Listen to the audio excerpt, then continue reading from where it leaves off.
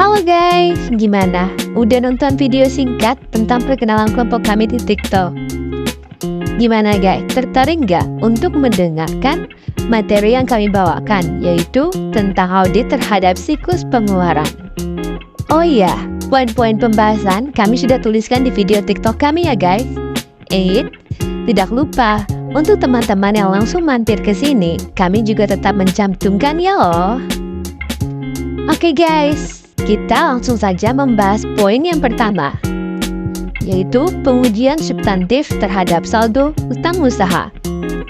Prosedur audit yang bertujuan untuk memastikan bahwa utang usaha yang dilaporkan di neraca sesuai dengan kenyataan dan bebas dari salah saji. Pengujian substantif terhadap utang usaha meliputi langkah-langkah seperti: yang pertama, mengonfirmasi saldo utang usaha dengan pihak ketiga. Nah, tujuan dari konfirmasi ini adalah untuk menguji eksistensi, keakuratan, dan cut-off atau pisah batas dari saldo utang usaha yang dilaporkan di neraca.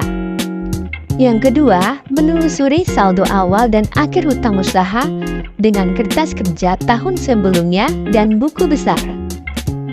Ini salah satu prosedur audit yang dilakukan oleh auditor untuk menguji kelengkapan dan keakuratan dari saldo utang usaha yang dilaporkan di neraca. Yang ketiga, mengevaluasi solvensi jangka pendek perusahaan dengan menghitung rasio likuiditas. Cara untuk mengukur kemampuan perusahaan dalam membayar utang atau kewajiban yang jatuh tempo dalam waktu dekat. Rasio likuiditas ini menunjukkan seberapa mudah perusahaan dapat mengubah aset lancarnya menjadi uang tunai untuk membiayai aktivitas operasionalnya.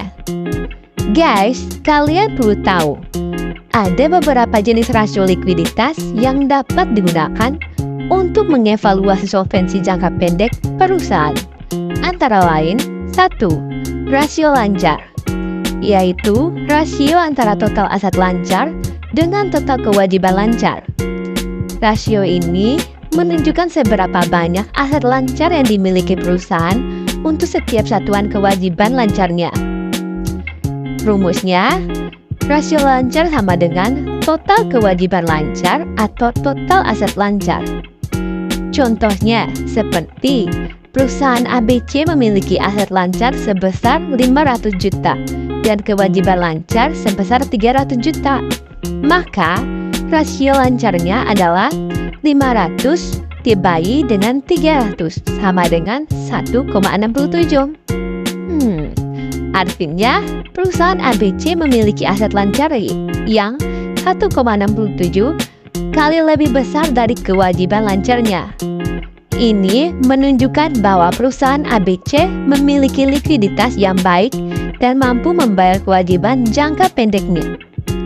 Yang kedua, rasio cepat, yaitu rasio antar aset lancar yang paling liquid. Di antaranya ada kas, surat berharga, dan piutang dengan total kewajiban lancar. Rumus rasio cepat adalah rasio cepat sama dengan total kewajiban lancar kas ditambah dengan surat berharga ditambah dengan piutang. Dan yang ketiga ada rasio kas, yaitu rasio antara kas dan surat berharga dengan total kewajiban lancar. Rumusnya, rasio kas sama dengan total kewajiban lancar kas ditambah dengan surat berharga. Rasio ini menunjukkan seberapa banyak uang tunai dan investasi jangka pendek yang dimiliki perusahaan untuk setiap satuan kewajiban lancarnya. Oke guys, sekarang kita bahas poin yang kedua, yaitu deskripsi utang usaha. Kewajiban perusahaan yang timbul akibat adanya transaksi pembelian barang atau jasa yang berhubungan dengan operasional perusahaan dan harus dibayar dalam jangka waktu yang singkat. Guys, utang usaha termasuk dalam kategori utang lancar karena jatuh temponya biasanya kurang dari 1 tahun atau sesuai dengan siklus kegiatan normal perusahaan. Sekarang kita masuk ke poin yang ketiga. Prinsip akuntansi utang lancar. Guys, prinsip yang mengatur bagaimana utang lancar harus dicatat, diukur, dan disajikan dalam laporan keuangan perusahaan. Beberapa prinsip akuntansi utang lancar yang diterima umum adalah: yang pertama, setiap jenis utang lancar harus disajikan secara terpisah jika jumlahnya material. Yang kedua, utang kepada perusahaan afiliasi, pemegang saham, dan karyawan perusahaan harus dipisahkan dari utang kepada pihak ketiga yang independen. Yang ketiga, utang lancar harus dikategorikan berdasarkan waktu jatuh tempo, yaitu jatuh tempo dalam 1 tahun atau kurang dari itu. Yang keempat, utang lancar harus dicatat menurut tingkat bunga yang relevan.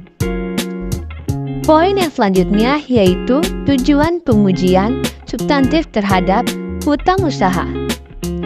Tujuannya untuk memperoleh keyakinan tentang keandalan catatan akuntansi yang bersangkutan dengan hutang usaha dan untuk membuktikan keberadaan dan keterjadian transaksi yang berkaitan dengan hutang usaha yang dicantumkan di neraca.